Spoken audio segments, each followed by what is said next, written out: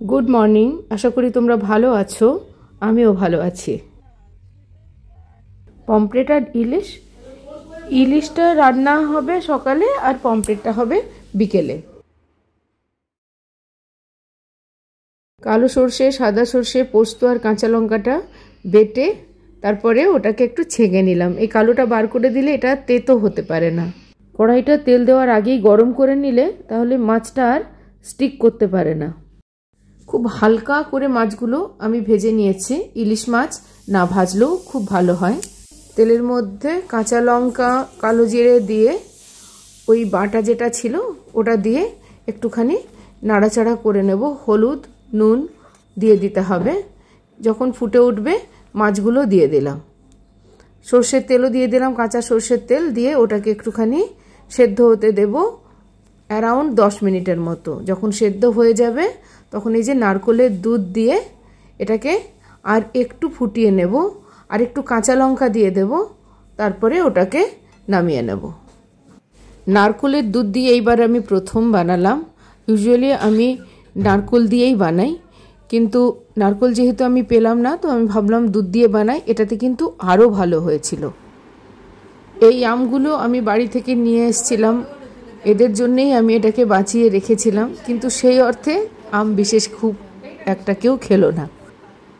মোচাগুলো আমি এক্ষুনি ছাড়িয়ে নিচ্ছিলাম। এই যে খোলাগুলোকে ছাড়িয়ে ছাড়িয়ে মাঝখান থেকে কলার যে ফুলগুলো এগুলোকে বার করে রেখে নিতে হবে। ততক্ষণই ছাড়াবো যতক্ষণ এটা ছাড়ানো যাবে। একটা পরে এসে দেখবে এটা ছাড়ানো যাচ্ছে না, তখন ওটা ছাড়ানোর দরকার নেই। তখন ওটা এমনি কুচি কুচি করে কেটে মোচার সাথে মিশিয়ে দিলেই চলবে। মোচা বা কলা কাটলে ওটাকে হলুদ জলে ডুবিয়ে রাখলে ওটার কষটা বেরিয়ে যায়। আর হাতে সবসময় সর্ষের তেল নিয়ে তারপরেই মোচার কাজ করা উচিত, তাহলে হাতটা কালো হবে না। আর এইভাবে এটাকে বলে না গর্ভকেশর, যেটা সেইটাকে বার করে দিতে হয়। আর নিচে দেখবে একটা সাদা থাকে না ব্যাপারটা, হ্যাঁ ওই দুটোকে বার করে ফেলে দিতে হবে, আর বাকিটা রেখে নেব। ওইটাকেই পরে কুচি কুচি করে কেটে নিতে হবে। মোচাটা খেতে তো ভীষণ ভালো হয়, কিন্তু রান্না করার ঝামেলা যদি বলো সেটা 100%। মোচা ঝট করে রান্না করা যাবে না, ওটা তোমাকে প্ল্যান করেই করতে হবে। আর এই যে মাঝখানের পোর্শনটা, এটা কিরকম করে গোল গোল করে কেটে নিচ্ছি। এটা কিছুটা আমি মোচার সাথে যোগ করে দেব, আর কিছুটা দিয়ে পকোড়া বানিয়ে দেব। ওটাও কিন্তু খেতে বেশ ভালো হয়। এটার পকোড়া আমি বোধহয় 28-29 বছর পর বানাচ্ছি। দাদরিতে যখন ছিলাম তখন তো মোচাই পেতাম না। মোচাটা নুন আর হলুদ দিয়ে একটু সেদ্ধ করে নেব, একটু নয় ভালো রকমই সেদ্ধ করে নেব, 3টে হুইসেল প্রপার। এর সাথে আমি ছোলাটাও দিয়ে দিয়েছিলাম একটা বাটিতে করে, কেন কি আমি ছোলা দিয়ে বানাবো এটা, তো ছোলাটাও একই সাথেই সেদ্ধ হয়ে যাবে সেই জন্যে। পমফ্রেটটা একটু মাঝখানগুলো চিড়ে চিড়ে লেবুর রস, নুন, হলুদ, পেঁয়াজ, রসুন, আদা, কাঁচা লঙ্কা, টমেটো সব কিছু দিয়ে ভালো করে মেখে রাখা হলো। আমরা যাব পাশের মলটাতে, তারপরে এসে এই রান্নাগুলো কমপ্লিট করব।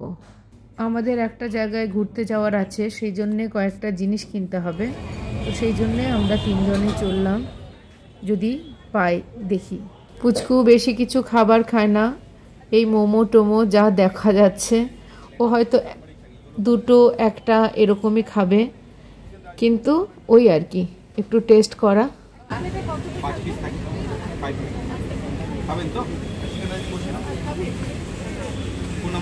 এটা ছিল স্টিমড দার্জিলিং মোমো, ওকে ঠিকঠাকই ছিল। তারপর একটু মলে ঘোরাঘুরি করলাম। আমাদের তো অ্যাজ ইউজুয়াল অনেক লেট হয়ে গেছিলো, তো আমরা শ্রীনিকেতনেও গেছিলাম একটু, কিন্তু সেটাও বলা ছিল উই আর ক্লোজড। আলটিমেটলি এখানে phuchka. I am not a great phuchka lover. এখানে ফুচকাটা বেশ ভালোই বানায়, কিন্তু বিউটি ওরা তো খেতে পায় না ওখানে। এই ফুচকা তো কোনো মতেই খেতে পায় না, হয়তো পায়, তাই ওদের একটু টেস্ট করানো। পুচকু অবশ্য ফুচকা খায়নি, ও এটা আমার বাটিটা ধরে রেখেছে যেহেতু আমি ভিডিও করছিলাম।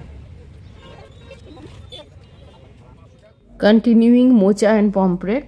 এই যে এটা সেদ্ধ হয়ে গেছে, তো এটার জলটা এখানে উপরে উঠে চলে এসছে দেখছি, তো জলটা এমনি ফেলেই দিতে হবে। জলটাকে ফেলে দিলাম, মোচা থেকেও জলটাকে ঝরিয়ে নিলাম।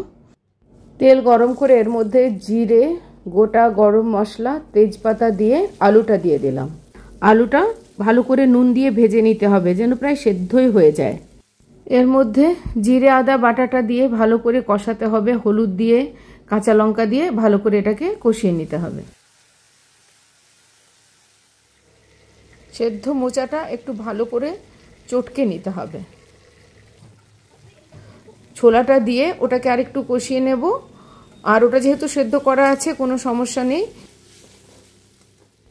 এর মধ্যে দিয়ে দেব সেদ্ধ মোচাটা। এর মধ্যে নুন, চিনি আর নারকেলের দুধ দিয়ে এটাকে ভালো করে কষাতে হবে। একদম যখন তেল বেরিয়ে বেরিয়ে মতো আসবে তখন ওটার মধ্যে উপর থেকে ঘি ছড়িয়ে দিয়ে এটা রান্নাটা কমপ্লিট হয়ে যাবে। এটা বেসন, কর্নফ্লাওয়ার, একটু সামান্য তেল, আদা, জিরে, কাঁচা লঙ্কা দিয়ে ব্যাটারটা বানিয়ে নিয়েছি। তারপরে ওই কলার যে মোচার মাঝখানের যে পোর্শনটা ছিল ওটা দিয়ে এটাকে পকোড়ার মতো ভেজে নিয়েছি। এটা একটু ভাপিয়ে নিলেও চলতো, কিন্তু এমনিতেও ঠিকই হয়েছিল। এদিকে সাদা তেল গরম করে এই যে পমফ্রেটগুলো ম্যারিনেট করা ছিল এগুলো একটা একটা করে নিয়ে হালকা আঁচে এটাকে ভেজে নিলাম, না হলে কিন্তু পুড়ে যাবে। ওপর থেকে এটাতে একটু লেবুর রস, চাট মশলা দিয়ে খেলেও ভালো লাগবে, এমনিও ভালো লাগে। এটা ট্রাই করে দেখতে পারো। আজকের দিনটা এইভাবেই শেষ হলো। আমাদের আজকের খাওয়া ছিল, যেটা দেখালাম, রাত্রে আজকে ভাতই হয়েছিল। তো পমফ্রেট ছিল, মোচা ছিল, আর ওই মোচার যে ভেতরের পোর্শনটা ওটা গোল গোল করে কেটে ওইটার পকোড়ার মতো বানিয়েছিলাম। আর যেহেতু বাইরে ফুচকা খেয়ে আসা হয়েছিল তো সেই জন্য কারোরই খুব একটা খিদে ছিল না, কিন্তু তাও ঠিক আছে, সবারই খাওয়া হয়ে গেল। ব্লগটা এখানেই শেষ করব। আশা করি তোমাদের ভালো লাগলো। ভালো লাগলে অবশ্যই আমার চ্যানেলটা সাবস্ক্রাইব করে আমার পাশে থেকো, লাইক করো, কমেন্ট করো, শেয়ার করো। ভালো থেকো সবাই, আবার দেখা হবে।